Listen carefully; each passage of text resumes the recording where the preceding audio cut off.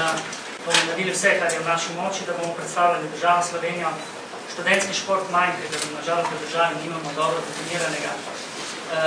Pa naj tudi vsak posameznik ima neko svojo ambicijo, ki jo bomo tisti, ki spremljamo odpravo z veseljem podprli, veseli bomo uspehov, bomo pa z njimi tudi takrat, ko sami najbolj ne bodo zadovoljni s pokazanim. Kakšno je razumevanje za slovenski univerzitetni šport? Jaz upam, da znotraj skupine in dogodka, ki smo bili danes priča, torej županov, ki podpisujejo en dogovor z krovno organiziranosti športa, ki bo poskrbela za vse potrebno v kontekstu univerzijade v Mariboru leta 2013, da je tu klima pozitivna in da bi si vsi želeli, da bi bil odnos do športa takšen, kot mislijo, da bi moral biti.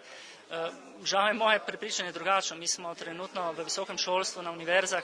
Jaz sem že 20 let športni pedagog na univerzi v Mariboru, v enem zelo nedefiniranem stanju. Stari programi se ukinjajo, s tem se izgublja odnos do športa, posledično se izgubljajo tudi sredstva za šport in jaz ne vem, kje se bo to končalo. Nekatere univerze iščejo rešitve v nekaterih formalnih nastavkih, Univerza v Ljubljani in tukaj dr. Kocijančičeva je naredila zelo močne poteze v formalnem organiziranosti športa na univerzi.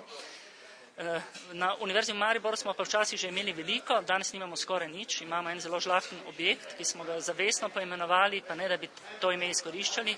Imamo Univerzitetni športni center Leona Štuklja, ki zadovoljuje trenutne potrebe študentov Univerze v Mariboru v smislu športne dejavnosti, pa vendar bi si želeli, da bi dolgoročno čas do univerzijade izkoristili za to, da umestimo študentski šport bistveno bolje, kot ga imamo do sedaj, da postavimo za jasno definirano zgodbo tudi 13. leto sistemskega financiranja, to pomeni 12 let skozi osnovno in srednjo šolo, tudi v prvem letu na univerzi, na tak nivo, da bomo lahko resnično si ob koncu študija vsi skupaj z veseljem ogledali diplomanta, ki bo poleg svojega znanja, ki ga bo pridobil, imel tudi neko širino in zagotovo en kvalitetno odnos do športa. Kakšno mesto pa trenutno zavzema univerzitetni šport, bom rekel, v kasnejšem, potem profesionalnem, je to šola, učenje ali je že to mogoče celo profesionalni nivo? Mislite na samo izvedbo programov, ki jih peljemo za študente? To je nadaljevanje odnosa iz osnovne in srednje šole, tudi sami vsebini se reče športna vzgoja za študente. Mi bi želeli to zagotovo nadgraditi, študenta nekam siliti je po mojem slabo.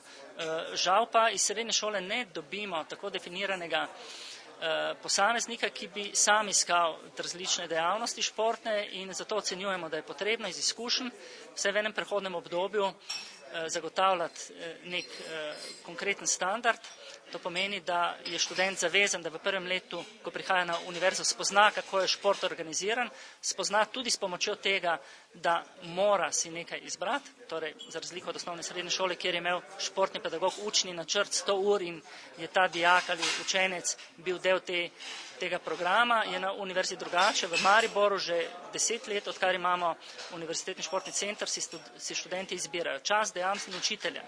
Porajajo se problemi v nekaterih glavah, ali ni to preveč, zakaj jih pa silimo? Jaz upam, da so taka razmišljanja odveč. Mislim, da je močna varovalka v boljšem organiziranju športa na univerzah ravno ta, da bomo si lahko na koncu karier pogledali v oči. Veseli, da je bilo na športni poti veliko postorjenega, prav gotovo pa nič zamujenega v poti izobraževanja, ki posameznika vendarle kasneje pelje v življenje. Hvala lepa.